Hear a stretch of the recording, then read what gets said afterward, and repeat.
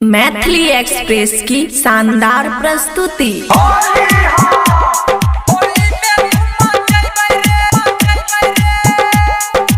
खुशी recording studio बलुआहा। मुर्गा हाथुना हर हर के बोतल में दारू भर भर के मुर्गा हाथुना हर हर के बोतल में दारू भर भर के लेके अब तू गड़ा सदा की हमरो तमाशा कुटिया बनाए के खाई बहिरे होली में धूम मचाइबै रे होली में धूम मचाइबै रे होली में धूम मचाइबै रे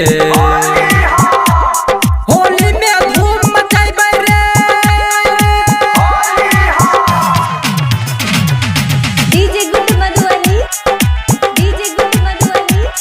होली में धूम मचाइबै रे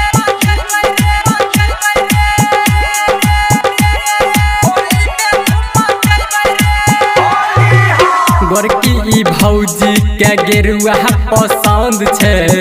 एकरा होठलाली पे सेब छोरवा के दम छे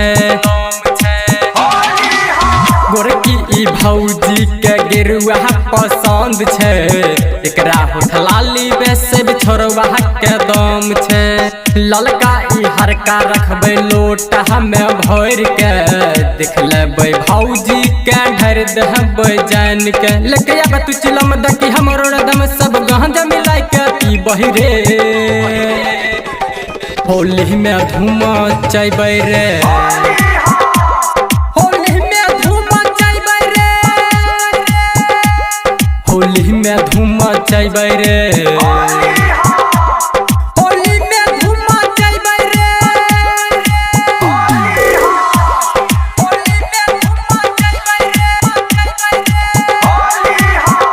खुशी रिकॉर्डिंग स्टूडियो बलुआहा।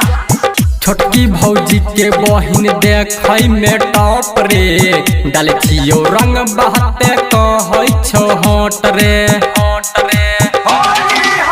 भौजी के छोटकी बहिन देखै में टॉप रे डाले छियो रंग बाते कहै छो हट रे फगुआ में डीजे वाला पीले छौ गांजा